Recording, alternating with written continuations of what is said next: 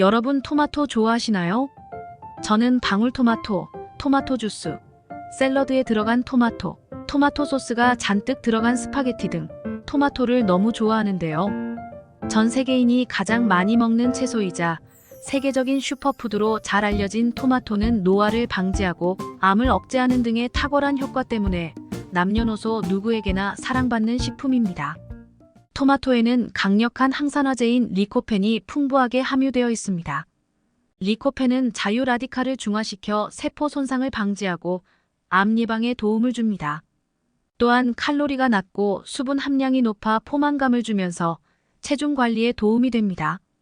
하지만 이렇게 몸에 좋은 토마토를 자칫 잘못된 방법으로 먹었다가 오히려 우리 몸에 심각한 손상을 일으킨다고 하는데요. 이번 시간에는 토마토를 섭취할 때 반드시 주의해야 할 점은 무엇인지, 그리고 토마토를 보다 효과적으로 먹는 방법은 무엇인지 함께 알아보겠습니다. 토마토를 먹을 때 주의해야 할 첫 번째, 초록색 토마토. 우리가 흔히 먹는 토마토는 대부분이 빨간색이지만 최근에는 다양한 색깔의 토마토가 개발되면서 그 효능도 모두 제각각인데요. 검은색 토마토는 안토시아닌이 풍부해서 성인병과 노화 예방을, 노란색 토마토는 베타카로틴이 풍부해서 면역력을 높여주고, 흰색 토마토는 알리신 성분이 풍부해서 심혈관 질환을 예방하는 데 좋습니다. 하지만 이렇게 다양한 색깔의 토마토들이 개발되면서 초록색의 토마토도 품종 개량된 것으로 오인해 무심코 먹는 경우가 있는데, 이때는 정말 조심해야 합니다.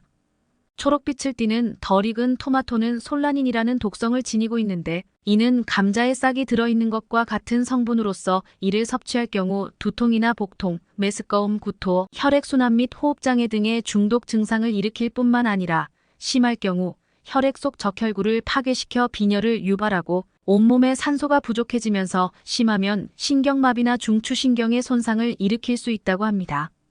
특히 이 솔라닌 성분은 물에 녹지도 않으면서 끓여도 잘 제거되지 않기 때문에 붉은빛이 없는 초록색 토마토는 반드시 후숙한 뒤에 먹어야 합니다. 토마토를 먹을 때 주의해야 할 두 번째, 흠집이 난 토마토. 시중에서 비교적 저렴하게 판매되고 있는 일명 못난이 토마토에는 상처가 나거나 흠집이 난 것을 쉽게 찾아볼 수 있는데요. 그런데 이렇게 흠집이 나 있는 토마토를 자칫 잘못 먹었다간 큰 문제가 생길 수 있습니다. 토마토는 다른 채소에 비해 껍질이 얇으면서 수분이 많은 채소이기 때문에 흠집 사이로 세균이 번식하기 쉬운 채소인데요. 한 방송 프로그램에서 흠집 난 토마토의 세균 정도를 측정했더니 흠집이 없는 토마토에 비해 무려 72배가 넘는 세균이 측정되기도 했습니다. 이는 우리가 더럽다고 생각하는 화장실 변기보다도 무려 1.7배가 더 많은 수치였는데요.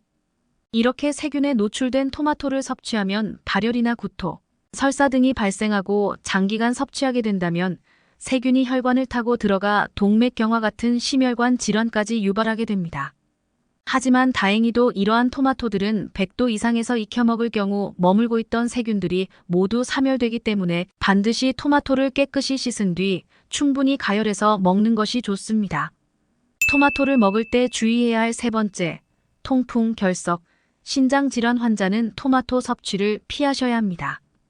통풍은 우리 몸속에 생기는 노폐물 중의 하나인 요산이 관절에 침착되면서 통증을 유발하는 질환을 말하는데, 요산은 우리 몸의 세포가 죽으면 나오는 퓨린이란 물질에서 만들어지며 신장을 통해 소변으로 배설됩니다. 하지만 통풍 환자들은 요산 배설 장애로 인해 체내 요산 수치가 높아지는데, 이 때문에 퓨린 함량이 많은 술이나 생선, 고기, 내장류 같은 음식들은 섭취를 피해야 하는데요. 그런데 특이하게도 토마토 그 자체로는 퓨린 함량이 낮지만 섭취할 경우 혈청 요산염 수치를 높이는 것으로 나타났습니다.